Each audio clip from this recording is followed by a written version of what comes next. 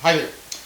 Um, Hello. I thought I would take a brief moment, a brief break from writing my other scripts that I'm writing until I eventually go back to Fortunate Son to give a brief screenplay tip for today. I think I'll try and do this every day, something really short, maybe 5 or 6 minutes, that deal with everything that you can imagine across the board about screenwriting, from some very basic stuff like today I'll talk about something super, super basic, to really complex stuff, to business stuff, to screenwriting while the film's going, all kinds of things.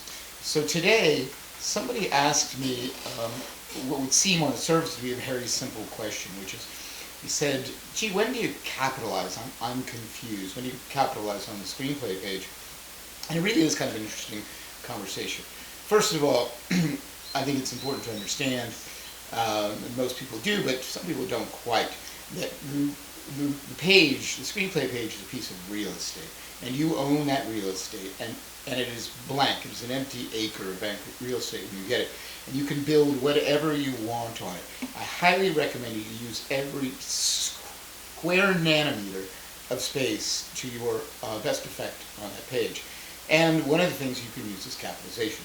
Now, capitalization started out a long time ago, back in the studio system, and that was before there was an active spec market. People didn't write specs back in the 1940s or the 1930s. As far as I know of, it was unheard of because everybody was employed or under contract to the studios.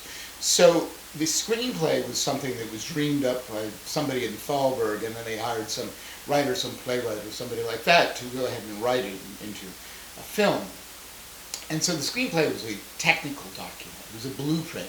And things were there was a rule back then for capitalizing. For instance, you would capitalize props. You would capitalize the name of the character when they first showed up. This was so that people, the heads of departments, props for instance, could easily scan a screenplay and identify whether they needed to be on deck, whether they had to have a prop ready for that day of shooting. It was all about scheduling. This is no longer the case, obviously, since we have a business of spec screenwriting. And so now what before was a rule is now a tool, in my opinion, because screenplays are no longer blueprint documents for making films anymore. They are sales documents. The screenplay exists to sell now, initially, to sell an idea, to also, get your break in Hollywood or continue your career in Hollywood, etc., etc. But it's entirely a sales document, and everything should be focused on sales. And so, when I first started out, I refused to capitalize anything at all because I thought it was déclassé, or you're capitalizing it. That's like capitalizing on when you text or something like that. But then I realized, now wait a minute though, if it's to my advantage at some point to capitalize, why not do it? And so, the real rule is there is no rule at all. You can capitalize whenever the hell you want, whatever the hell you want. I would use it with discretion, however. I do capitalize when I first introduce a character because if it's an important character, because this allows, again, this is a sales document. Not only are you selling to studios and studio executives, but you're selling to actors as well. So you want to alert them, hey, you're up and you're important, particularly if it's page one. And so, but I also use capitalization for other things too. I use it sparingly because when you use it, you want it to have impact. And the more you use it, the less impact it will have. Sometimes I do use it to denote explosions, big explosions, which I know seem silly, but sometimes it works and sometimes it's important. And in addition to capitalization, I also would throw underlining and italicization in there as well. These are also valuable things. I'll actually talk about them on a separate day because I really have a lot to say about all of these things. But when I write, and this is just me, first of all, I see the frame. Some writers out there I've become aware don't actually see the frame.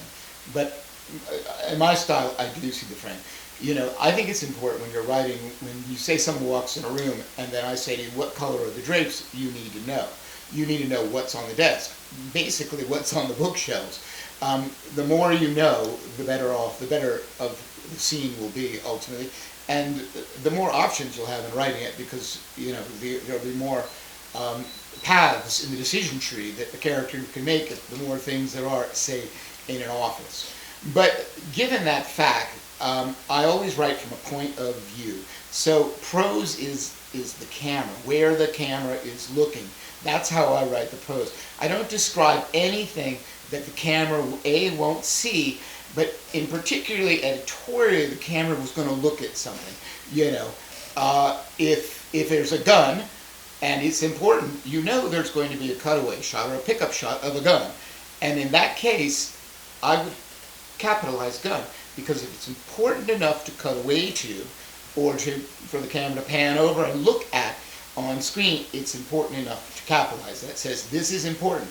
You say it on the page just in the same way the camera will say it by virtue of its movement or editorially.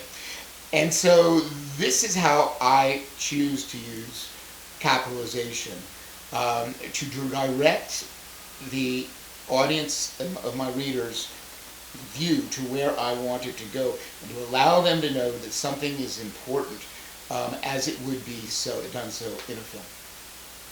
And I'll talk more another time about prose and point of view in prose, which is very important, I think, to creating the best possible sales document that your script will be. So I think I've talked enough for today. That's ScreenTip for today. I hope it was helpful to some people out there. I'll see you likely tomorrow. Bye now.